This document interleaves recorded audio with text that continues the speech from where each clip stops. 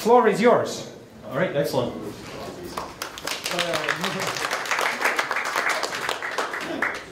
Usually I know the crowd. I know everybody in the room, but we have a lot of guests here from Aalto University.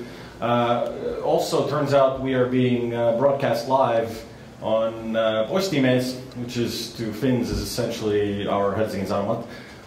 So people are also watching online, and we have a very mixed group actually. We have teams here from the Yrjö competition, which is youth entrepreneurial startup type competition in Estonia.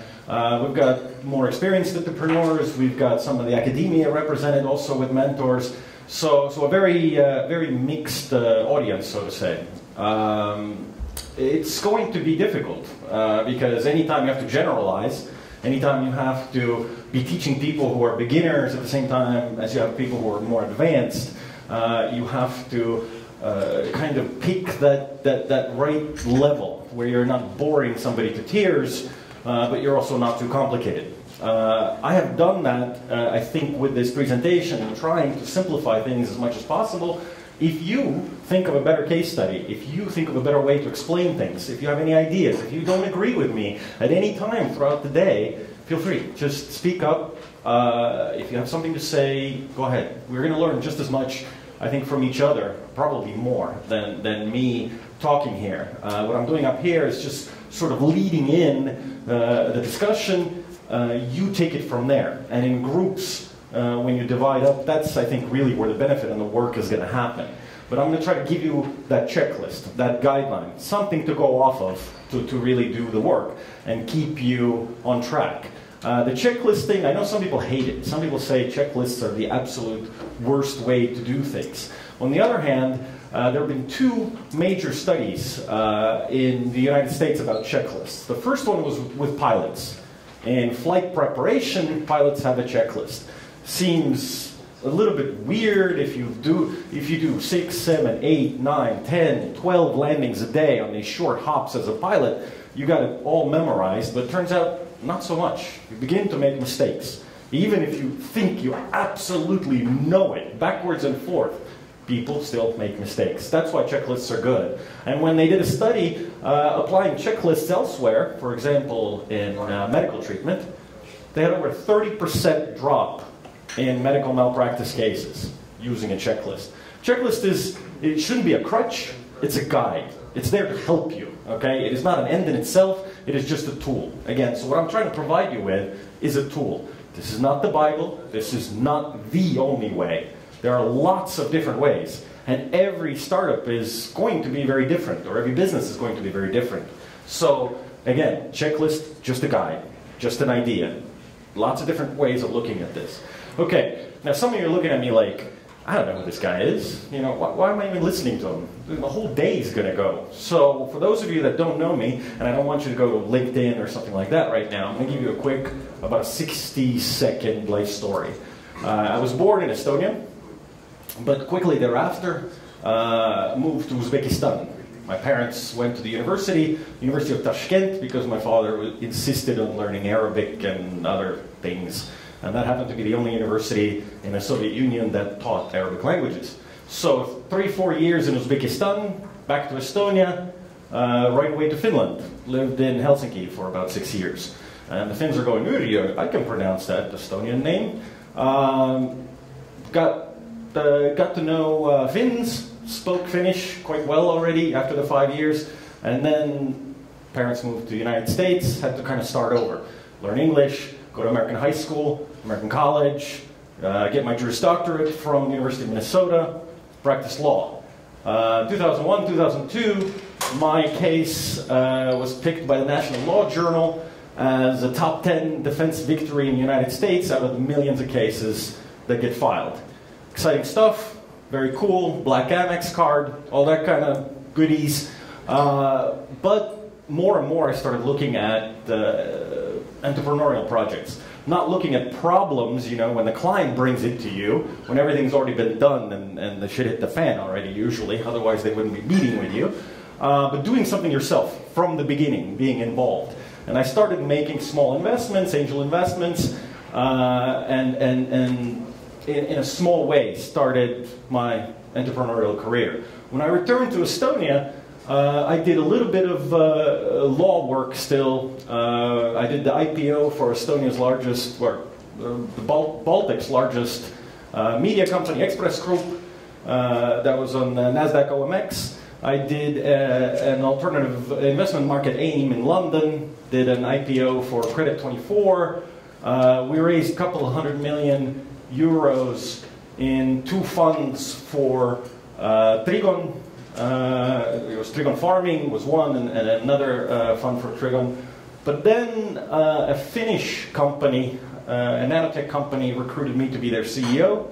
It was financed by the British investors, and our primary office was in Hong Kong. So for about a year and a half, I was CEO of a nanotech company making optical coatings for solar panels to get more light into solar panels, so they were about 15% more efficient. And then I really got serious about angel investing. We made 5 or 6 different investments in Estonia, Finland, and Holland. And the latest project, Publification.com, went through Springboard UK, Accelerator, if you're familiar with that. And we are raising a round of financing starting next month, as our beta comes out May 1st. So that's kind of the background. I've got the legal background, also a little bit of friends, fools, and family type investments, and getting smarter a little bit, and beginning to call myself an angel. Before I was just the F and fool. So that's my background. If you're on Twitter, there it is, Yrjö. You can tweet me, add me, or anything, any of the above. Okay, the way I structured today, we're going to have 3 basic sessions. Okay, I've tried to divide it in a logical way, and each session is one part of the schedule. One is the preparing. How do we prepare for a business to launch globally? Next, we have testing. How do we test global markets? How do we test our product? How do we test our idea? And final is execution. How do we go out and then go large, go big, or go home? These are the phases. That's how I'm going to talk today. So this is basically our roadmap to our day also. We're going to start with preparing. A lot of the information comes from these 3 or 4 books. These are my favorite. I recommend these to everyone. Anybody that's interested in startups and being an entrepreneur, your homework is to read these 4. Without these 4, I don't think you can have an intelligent conversation or read a major blog and understand what's going on, because references are being made all the time to lean method, lean startup. And if people are throwing around these terms and you don't know what they are, A, you probably don't understand the conversation. B, if you take part in it, you may sound foolish. So it's always better to keep your mouth shut and not confirm that you're foolish. Let people think, hey, he knows, he just is not saying. But go home and read it, and after that you'll be able to take part in conversations as well. But today I will act as your consultant. What do consultants do? Other than take a lot of money and tell you things that are obvious. I will do that too. But I will try essentially to give you the gist of all of these books, all of this, in the few hours that we're here together. So you don't have to read it. And you can tell everybody you read it. I won't tell. You'll have the essences of all those works. So, first, okay, start out preparing. How do we prepare? Again, I said I like checklists.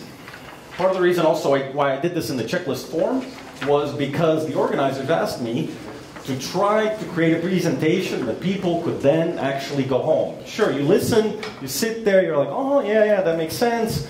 Then you go home, you forget all about it, never do anything with it. Potentially, I hope, I don't know, it's the first time I've done this, but potentially, maybe these checklists are something that you could actually use at home too. So you get home, sure, you forget about it for a while, but when you do start working with your project, you're like, the guy did talk about some of these things, and it kind of made sense, maybe I'll pull it out. Hopefully this will act as a guide for you then as well to go through. Topics that you should think about, should plan for, before you go out and spend a bunch of your time and money. It's too valuable a resource to just burn those days and burn that money that you have. The more homework you do, I think the wiser your actions will be. People sometimes start doing things first. In fact, there are books, you know, shoot and then aim. Personally, I do not believe in that. I think there's a role for that, but a lot of people start immediately running before they know if it's in the right direction. If you run really, really fast in the wrong direction, you may feel a sense of accomplishment, like you're getting a bunch done, but every minute you're getting further and further away, actually, from where you should be. So I think the minimum work that you do will be shown in these few slides in the beginning. You should consider each of these topics before spending a dime on software, hardware, anything, on people, programming. Think these things through. They are free if you do it in your office. You don't lose anything, okay? And you're liable to learn a lot if you go through it. Okay, so going to battle, or playing Risk, if you enjoy the board game Risk, you should know what your resources are. You know, if we're going to play a game, and in the end it is a big game. If we're going to play a game and we want to win, you got to know, okay, what are the rules? What do I have? What do I play with here? What are my assets? What are my resources?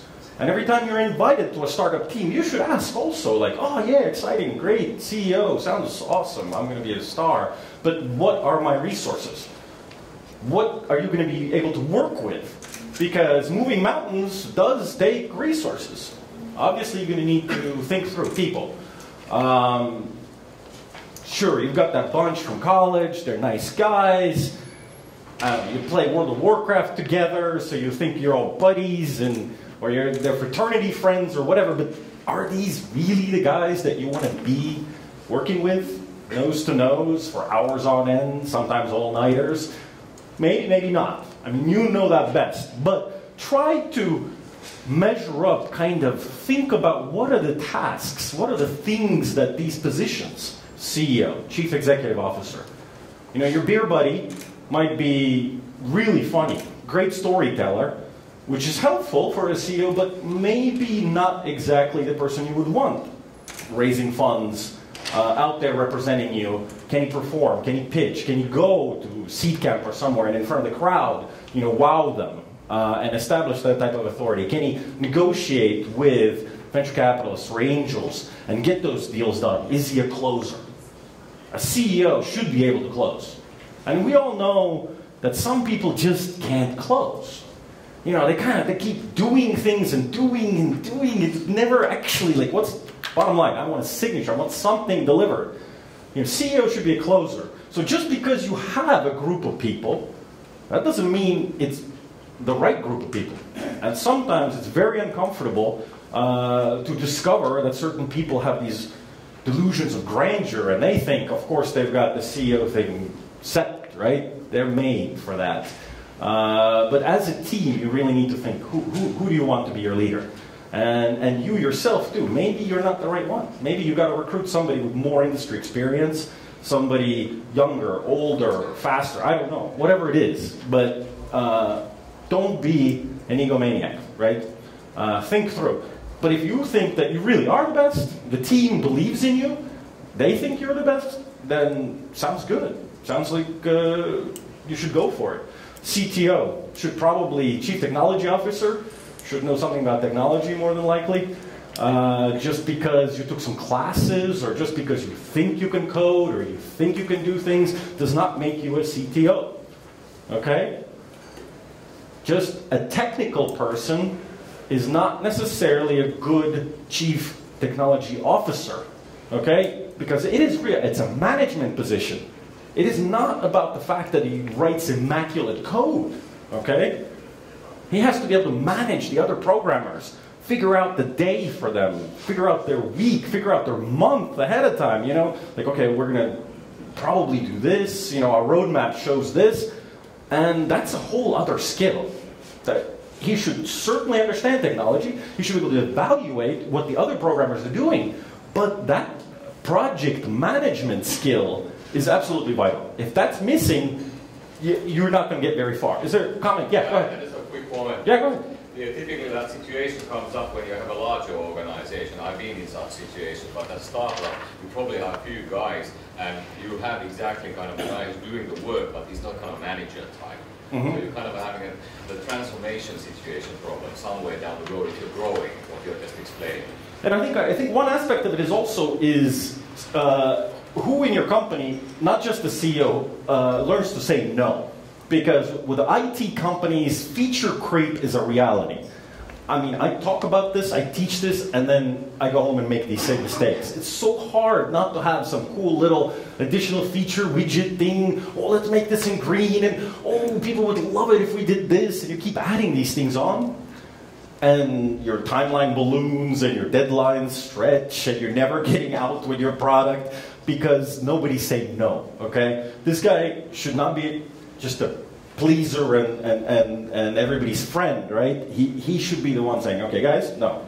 Okay, we have this much time, we can only do this, pick one of the 9 things that you want to do. So that's tough. That can be really hard. But that kind of skills, you know, sometimes people don't think about that. They look at the guy in the team that's a coder, they automatically assume, there it is, CTO, we got it, boom, filled. So consider these things. Maybe somebody can grow into that position. But again, that requires you to start thinking that these are some of the tasks that I have to do. Go ahead. In early stage, it's very important that even if you have, probably there are 2 or 3 guys, right? So it doesn't matter if we call him CTO, whatever. The guy must be able to ship fast. Yes. The shipping fast, actually being able to deliver products, not just, you know, visioneer and think up new stuff all the time is very, very important.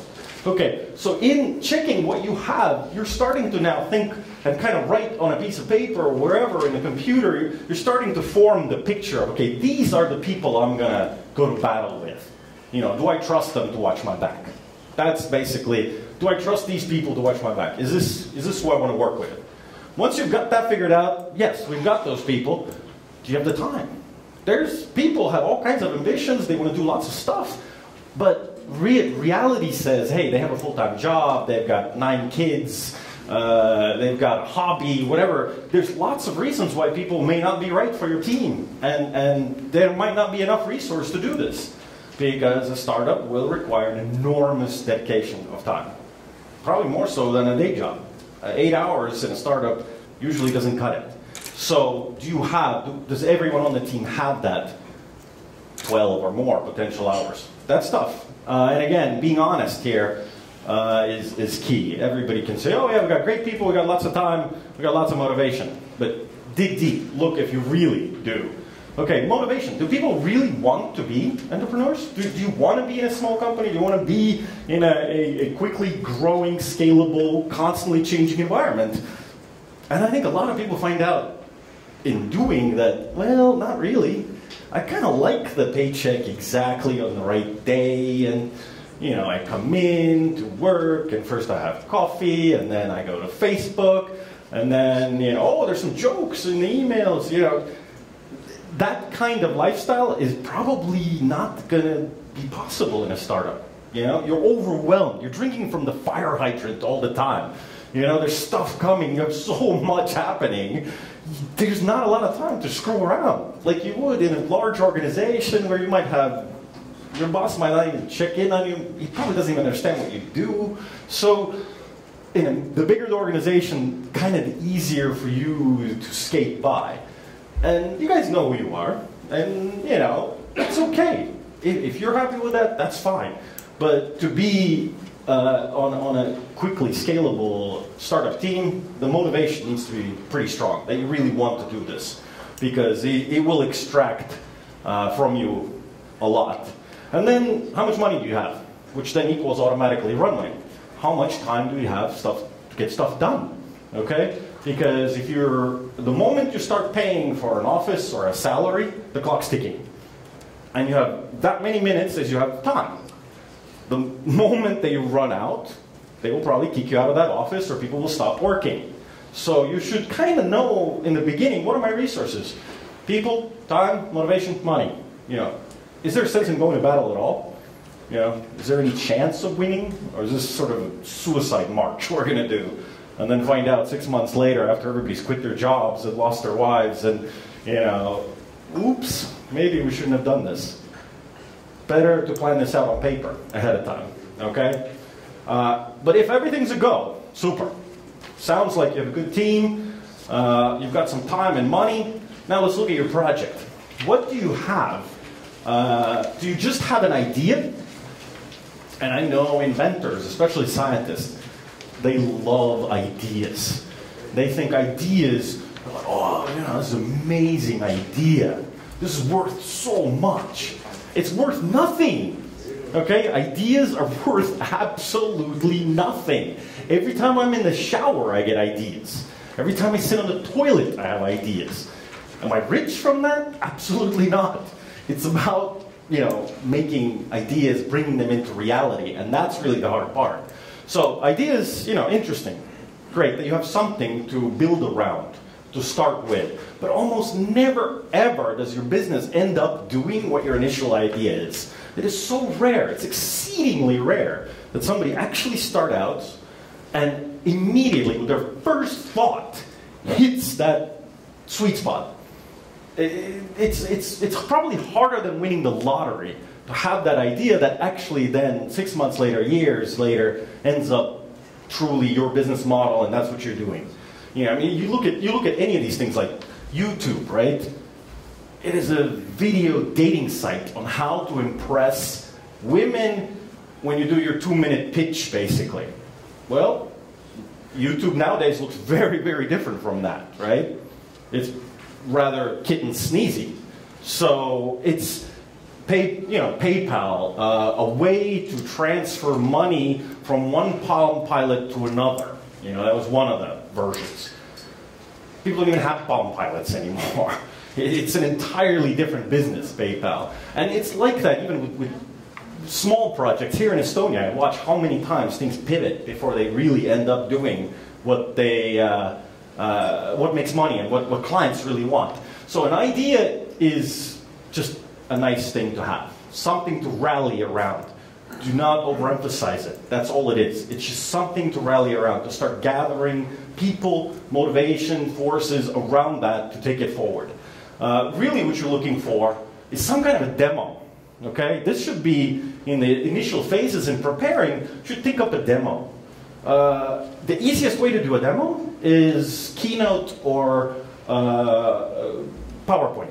You can literally draw up your little screen and you can put buttons and stuff on there. You can do a lot, actually, with PowerPoint. Things can even work. You click on them, something happens, opens up. Yeah, everybody has PowerPoint pretty much on their computer, and it doesn't cost you really anything. And if you can make slides for any kind of a presentation, you've just got a way to create an entire demo. Show people, okay? Button comes here, you click on it, this happens. You can do that. You don't have to hire a programmer to get that done. You can do that yourself. And you should do it. Because things in your head, they always look beautiful and they're cool and they're really nice. But when you actually do it and see it in front of you, it's like, ugh, that's not what it looked like in my head. Well, that's why we do it. You do some kind of a demo. You can do it on paper, okay? Draw it out with a pen. When you click on this, then this piece of paper comes out. But think it through. Do some kind of a demo. People emphasize this. I would start emphasizing these demos. Start the conversation around here.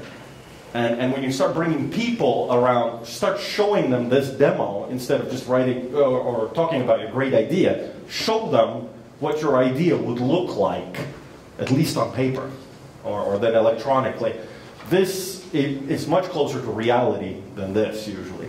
Okay, and then from demo, maybe you can hack together some kind of an alpha. This is also going to be essential if you want to get the attention of investors. You should have something working. Ideally, you will have a beta where you actually have some real users on, even if it's a closed beta completely and nobody knows about it. It's totally stealth, obfuscated, address, only to you and your 20 friends know how to get to it. But this shows that you've put something up.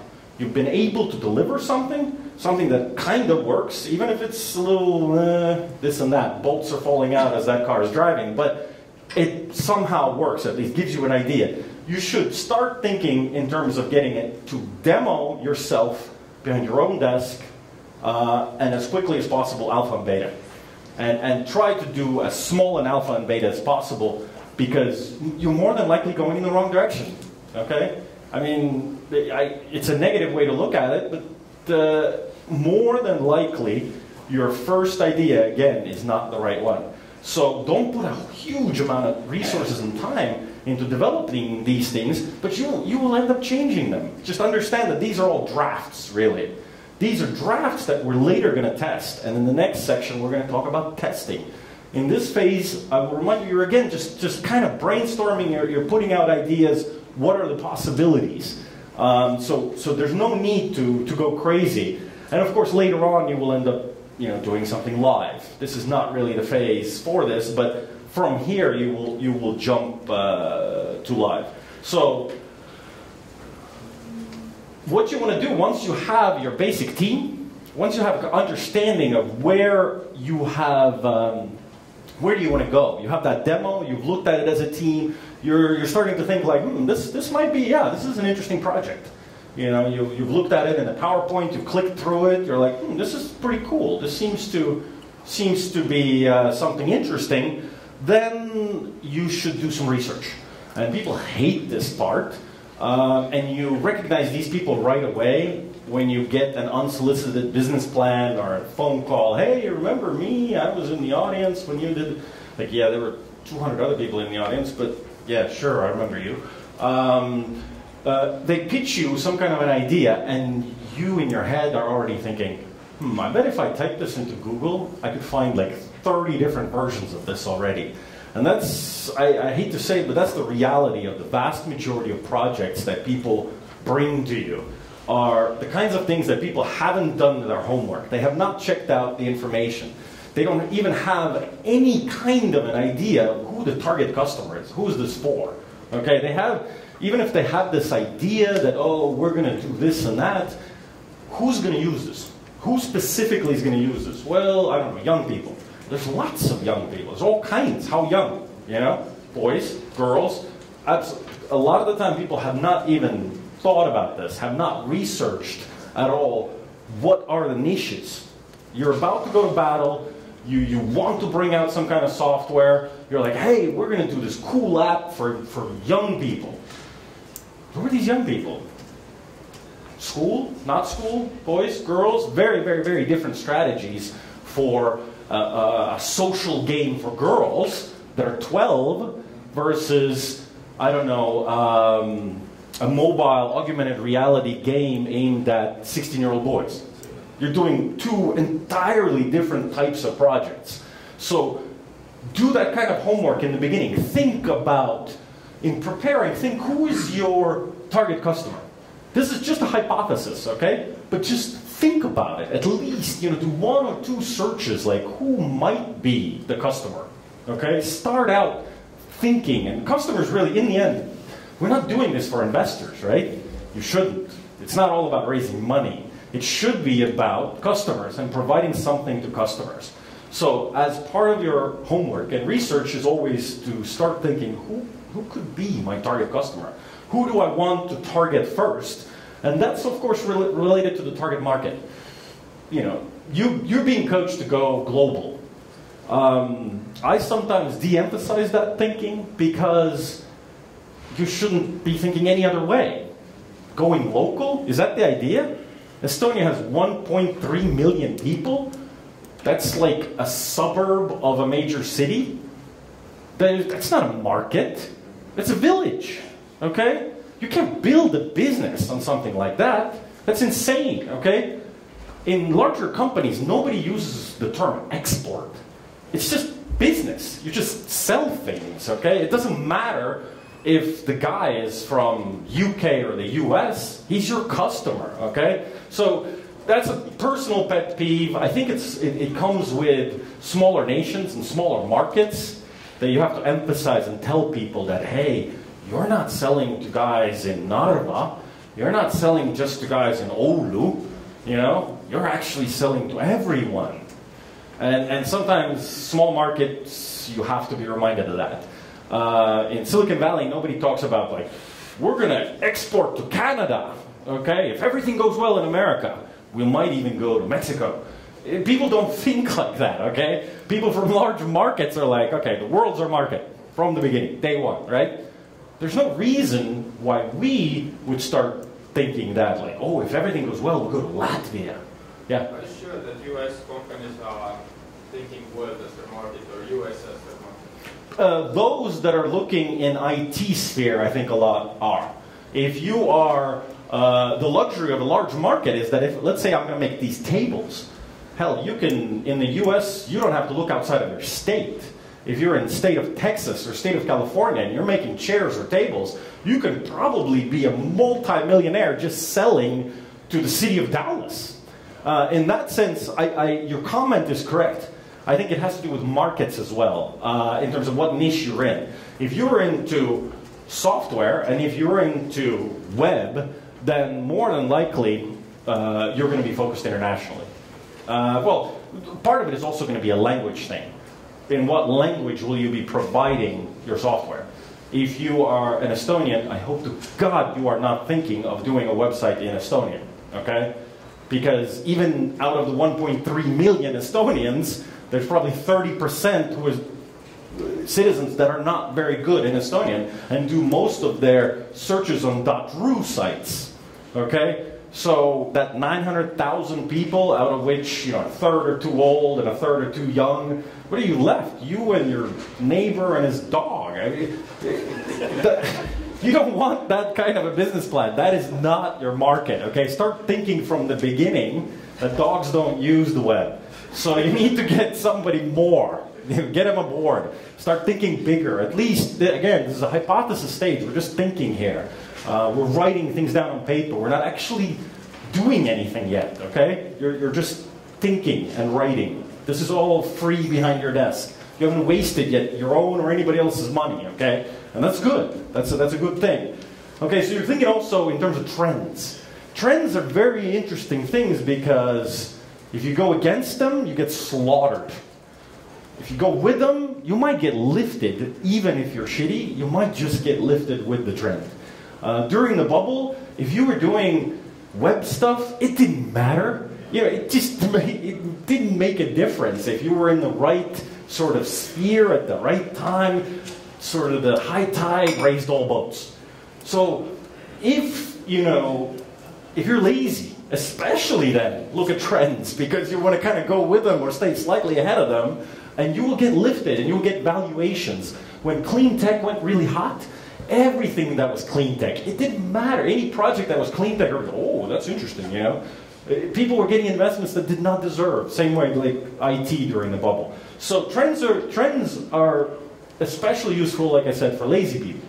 But for those that are smart can really play the trends to their advantage. There's lots of interesting trends happening. If you look at the population demographics now, we all know that all the European nations are going old.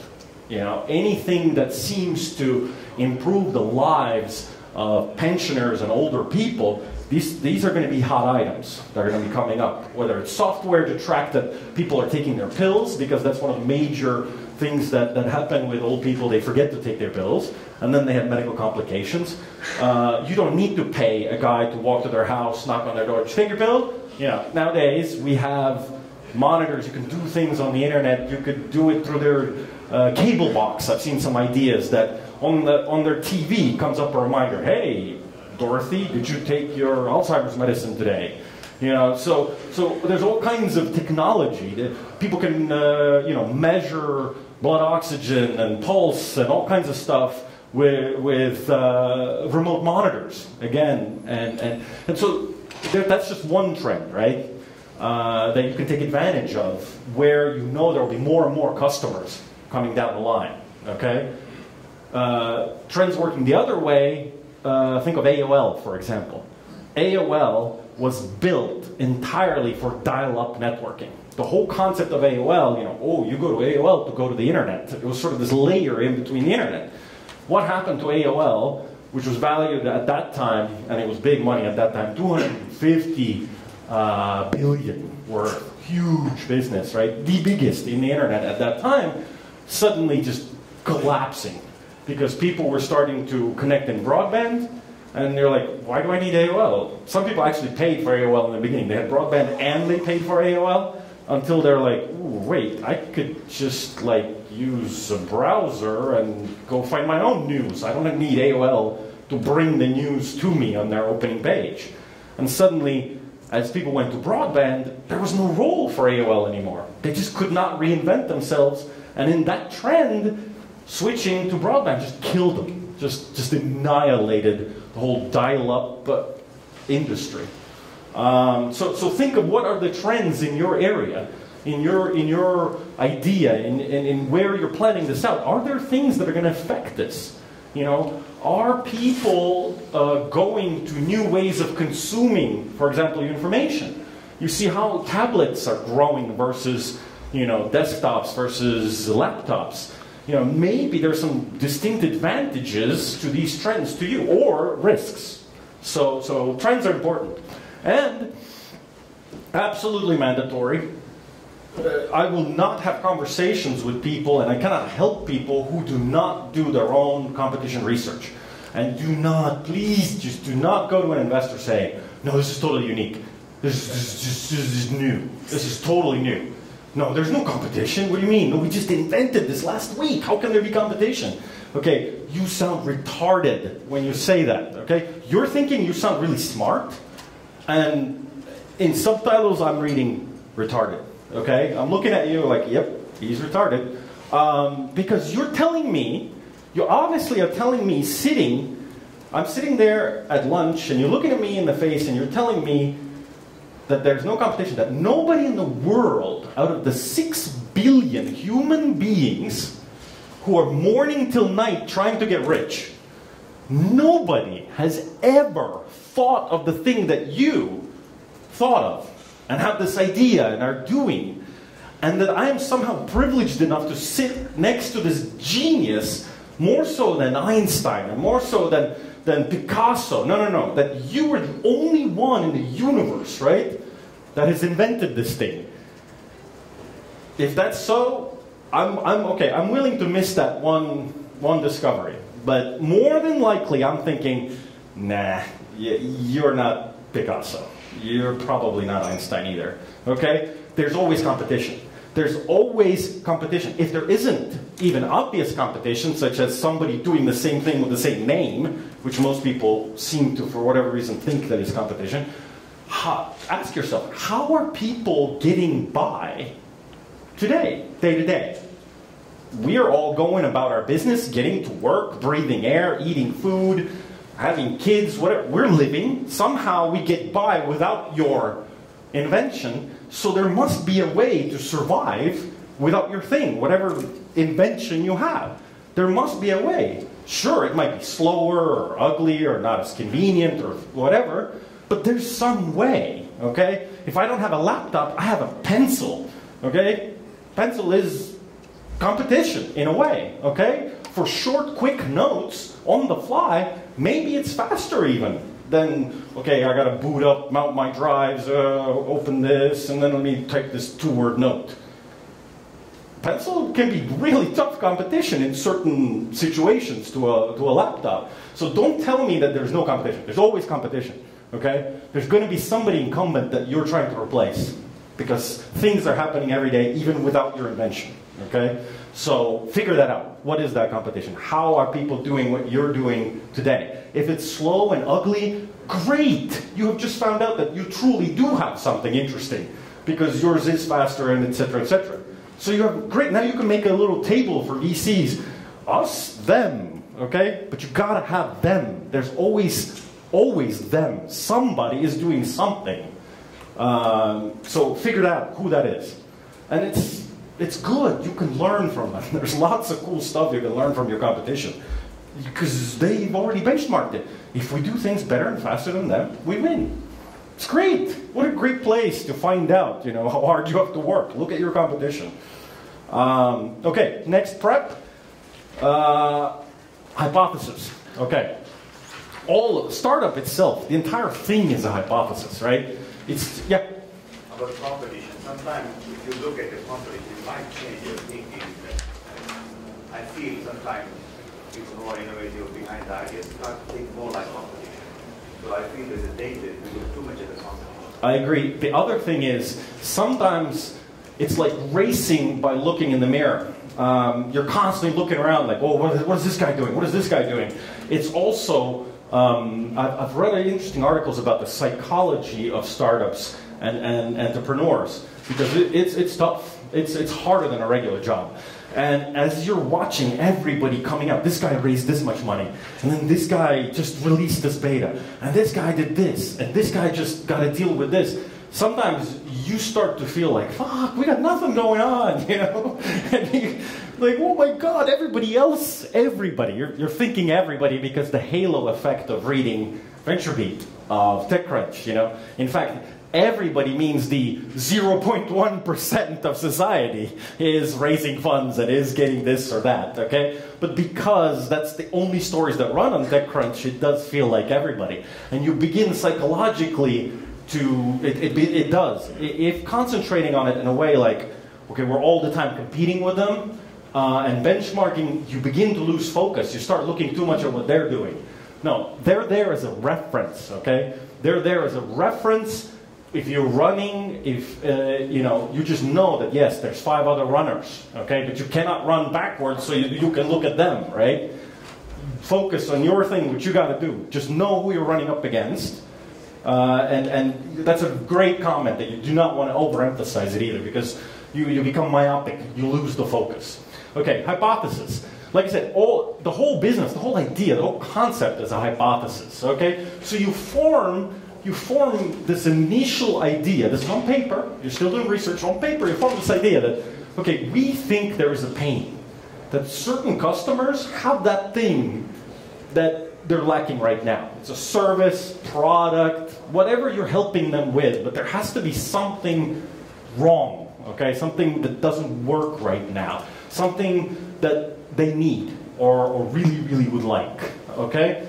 Form that hypothesis. Hypotheses are for testing, okay? So again, this is just a homework. This is where you're doing behind your own desk. You're like, we think that you know, tablets are the new way to go, but battery management for tablets is an issue. Okay, if you want to surf the whole day on a tablet in a cafe, you know, they won't let you. Then greedy cafe owners you know, close the plugs nowadays in a lot of places. They don't want you hanging out there 8 hours, taking up their table. How do we manage, I don't know, battery power on tablets? That sounds like a pretty good hypothesis of a potential customer pain. Okay, yeah, that might be worth testing. Okay, you've just come up, and it may turn out that no, it's not an issue. Cafes don't have a problem with people charging. Tablets have great battery time, maybe, I don't know. But this is hypothesis time. You formulate an intelligent sounding hypothesis. You think you can create some software which turns off apps or something so it saves battery? Great, you have a good customer pain hypothesis to be checked later. Okay, it's nothing until you verified it. It's just a hypothesis, right? And you should have a hypothesis about the solution. You don't have the solution. You just have maybe a demo on a piece of paper. You might have a PowerPoint demo. You might even have an alpha. But it's far from an actual solution. It is a hypothesis of a solution. It becomes a solution when people are willing to repeatedly pay for it over and over and refer you to their friends. And that's when it becomes a real solution. Until then, it's just a guess. Hypothesis is a guess. You're just guessing. You're hoping things to be tested. Okay? So then you have some kind of a distribution and pricing hypothesis that you have to think of. Like, how do we get this to people? Okay? I hear a lot about, oh, we're gonna do this app. Yeah. And you want to do an app? Great. Nobody else is thinking of that. Okay, so you want to do an app. Fine. You insist on it, do an app. Sweet. One of the first questions the investor or anybody intelligent should ask is, okay, how will people find out about your app?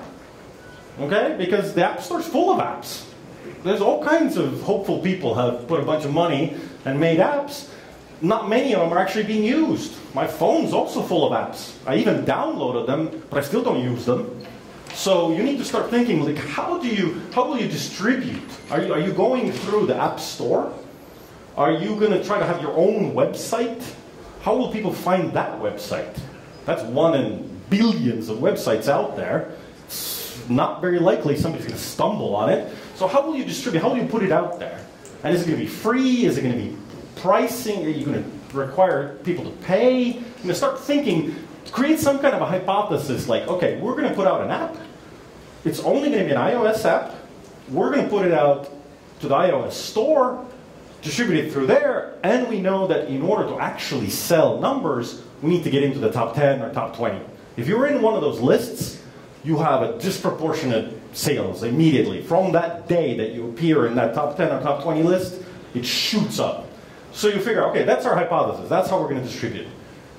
You'll make some kind of a PR plan or something on how you get into the top 10 or top 20. But this is a hypothesis. That's not bad for a beginning. You thought of how you're going to have distributed and whether you're going to charge or not. You got to have some kind of a hypothesis about how much money you're going to have. Okay? So all of this will begin to start costing money. Once you're done and you go into testing phase, it will cost you something. Some time, even if you sit in the cafe, right? That coffee that you sit there and drink it'll cost you something.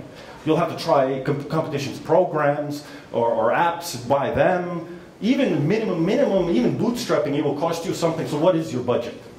And of course, going forward, if you're actually going to bring this out, AdWords, affiliates, all that costs money. So what is your budget? Your hypothesis for how much money do we think we're going to have? Okay? And of course, what's our hypothesis of a target market? How big could it be? Okay, this is another one of my pet peeves because most people do not think of this properly. Okay? Most people do not understand the concept. This is a new slide. If you're looking at your thing going, what the hell? I don't have this. Everybody else probably does, but I don't know. Nobody has this. Okay? I just put this in last night because it's easier to explain about target market. People often will tell me, oh my God, they've heard that you're supposed to say it's a big market, right? So they go, oh, it's a 10 billion market. Are you sure? Is that the total market? Is it like the whole market available in the world? Is it the section of the market that you think you're going to serve? Is it the section of the market that you're going to address from day one? These are all different things. And when you just throw these big numbers around, again, you sound foolish. You sound amateurish when you're just throwing numbers around. Just like, take the example of an app. You say, oh, we're going to make an app. What's the total market? Oh, total market for apps is $1 billion. Like, okay. So you're making an app that runs on every device in the world. No. Well, you're making one that runs on Android and iOS. No. Okay, you're making one on iOS. Yes. Okay, well, whoa, your pie just shrank significantly. We're not talking about the total market of all apps in the world. Now we're talking about the market for iOS apps. Okay, that's already more realistic. And I'm looking at you like, okay, I can talk to this person. We're now talking the same language. They're not just exaggerating, making stuff up. Okay, now we're talking facts. You're saying, okay, we're interested in making an iOS app. Oh, you sound very intelligent, okay? Then more than likely, your total market then is iOS apps, what all iOS apps make, okay? So we can now have a real conversation and talk about, well, which niche within iOS apps are you addressing? Oh, we're going to do travel apps. Okay, now we're having an adult conversation that makes sense and something we can go on from. Because you're saying iOS, within iOS, travel apps. Within travel apps, we've decided to go with guided tours or something like that. Ah, okay, yeah, okay, that is a useful way to think. That is a useful way to present your project. It is a useful way to have conversations. To say, oh, $8 billion industry. So is the condom industry. What has that got to do with your project, Okay, let's get, down to facts, details. Let's talk in useful terms, okay? So this is something how you think. This is how you should be thinking, you know? You're only going to address at first a certain niche, 1 or 2%. Then you're going to go to this within 2 to 3 years. And then maybe down the line, if everything goes just peachy perfect, somehow you'll be able to address, you know, iOS, all travel apps, I don't know, in the world. But don't start from that. You sound foolish, okay? And people do not want to have an intelligent conversation. They begin to type on their BlackBerry and, oh yeah, I got this thing coming up, this thing I got to go to, okay? If your conversations end with that kind of exits, you're talking nonsense. You're talking about billion-dollar industries again, okay? Get granular, okay? That's a good bullshit bingo word. Granular, get specific, okay? Get down to the realities of where you're operating, okay? So this is Steve Blank's slide, by the way. In case you're interested, go on the net. You can see all of his slides. They're quite useful. But there's different terminologies. Again, there's no right answers, I said before. Some people call this something else, but TAM, SAM, SOM is, if you look it up on Google, every consultant and business person thinks up their own cute name so they can say they invented it. Okay, I think we have one or two more things, then we break you into groups where you will do some of your own hypothesis writing, okay? Preparing your product hypothesis. Okay, I wanted to get specific about product hypothesis because these are the things you should think about when you're doing your product hypothesis, okay? You're not actually, again, this is just things you're thinking about. The benefits, okay, you've decided that I'm going to do that app that, I don't know, I can go on a ski vacation, right? We're all in St. Moritz, we're skiing, we all have hats on and stuff, so you can't really hear maybe your friends, but you can socially ski together. You all have iOS devices, and you can see where on the mountain the other people are, and maybe send quick instant messages to them. If he's in a gondola, I'm down at the bottom, and hey, let's get drunk tonight, okay? So you send that message. Maybe that's your idea, okay? So you have this product, social skiing product, okay, that kind of app. What are the benefits of this?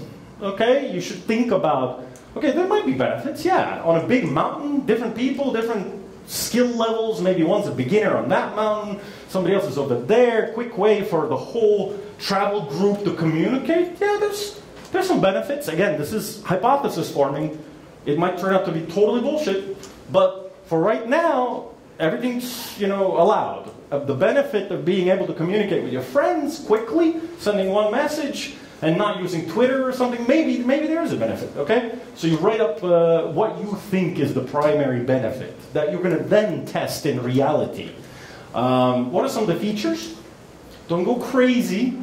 Like I said, the feature creep is a serious problem. Oh, wouldn't it be great if you could also position my dog? No, it probably wouldn't be great. So let's leave it off, and leave as many things off as you possibly can. What is the minimum features that you need in order to test this benefit? Okay, you probably need some kind of one home screen with a map and some people on it. Don't overdo it in the beginning. How quickly could you deliver something like that? Do you have to hire people, or is this something that your hackathon could throw together in a weekend? You're thinking about this product hypothesis, like what is it going to do? How much is going to be in there? How long will it take?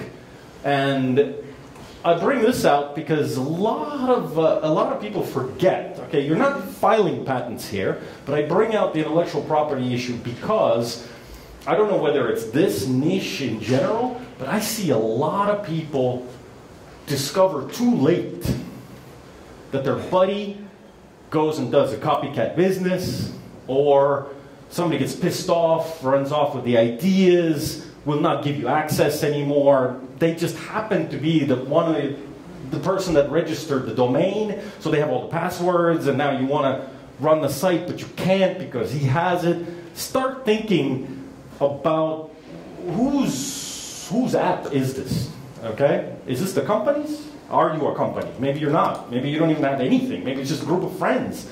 These things can get really, really complicated down the line, especially if they're successful. Because you know, everybody wants to be the inventor of a good idea. Everybody thinks that they have a key role in it, right? You've all seen the Facebook movie. But, you know, that's just a dramatization, I think, of a lot of projects. Hell, I think even in Garage 48, I remember there was some kind of a timing app where you could do car racing or something like that, or, I don't know, running. And the team, you know, there was like a parallel project that suddenly also decided they're doing a timing app. So who owns what? Whose stuff is this? Whose idea? You know, start thinking about this. Maybe have an NDA or have some kind of very basic stuff. NDA is a non-disclosure agreement. Something where you begin to think that, okay, if shit hits the fan, what do we do? Like, whose is this? Because later on, these things are impossible to solve.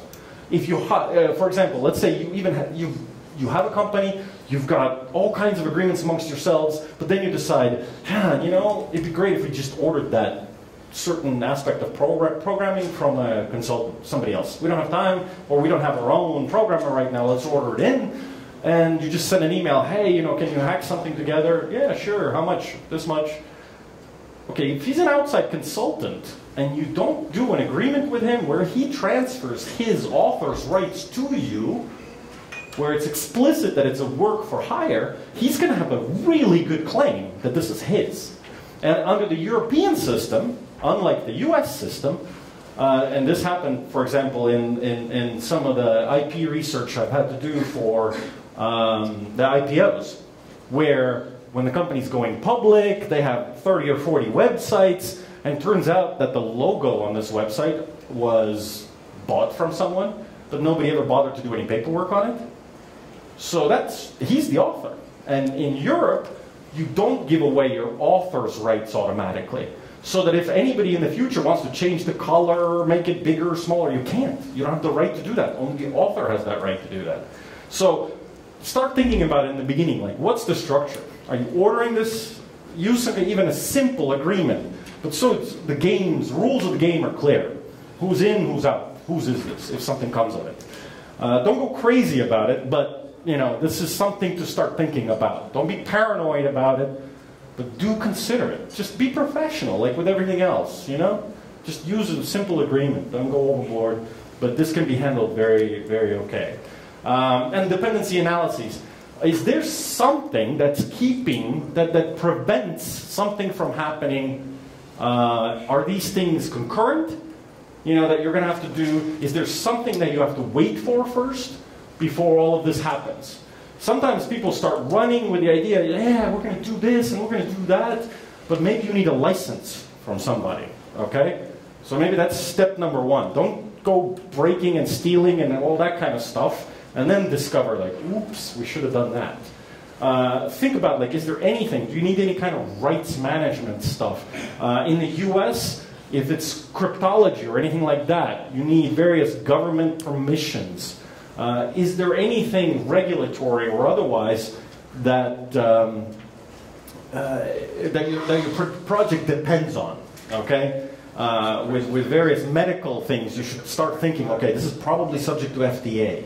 Okay, you cannot just do medical devices or medical software willy-nilly, like, oh, you know, we're going to diagnose your heart. You need to start thinking about, you know, are there any other regulations, things that might prevent you from doing your product, because you might run too far before you realize what these things are. Just consider the whole marketplace, okay? If there's anything that you're going to need, any kind of dependency. And of course, you got to do a risk analysis.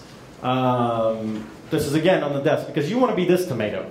You do not want to be this tomato, okay? In order to be this tomato, you got to grow some legs and get some money and buy a helmet, okay? Or get someone to put a helmet on you. But you always should, at least on a piece of paper, think through, like, okay, where could this go wrong? You're not thinking negative. You're thinking realistic. You're being just an adult, okay?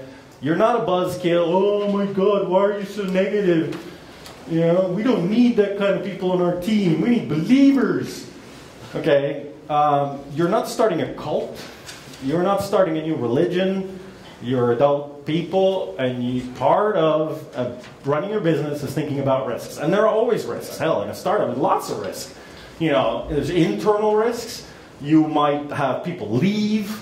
You might have people die, get ill, or more than likely, in a startup, just get tired. You know, what happens when one of the main guys just says, you know, I can't do it anymore. You know, I just can take no more rejection from customers or investors or whatever. What happens if he just runs out of steam? That's a serious risk, you know? Can the team carry on? Is there some element that if you take this out, it all collapses? You know, you should think about that here in the beginning, again, before you start spending money doing all this stuff. Think about it. What would happen, okay? And maybe this is a good time to have a shareholders agreement or something that says, okay, if this guy just doesn't feel like it anymore, he has to sell or give or figure out some kind of mechanism of how the project lives beyond any one single individual, okay? So think about what those risks are.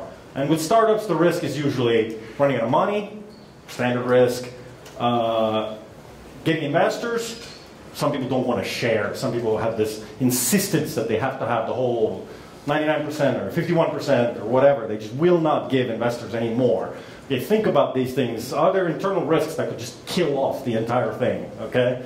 Or then people leaving. That's also what happens in startups all the time. So consider those risks that are internal. Consider the risks that are external. You know, hear a little bit about the competition, a little bit about what could go wrong, trends, economy, certain things can happen.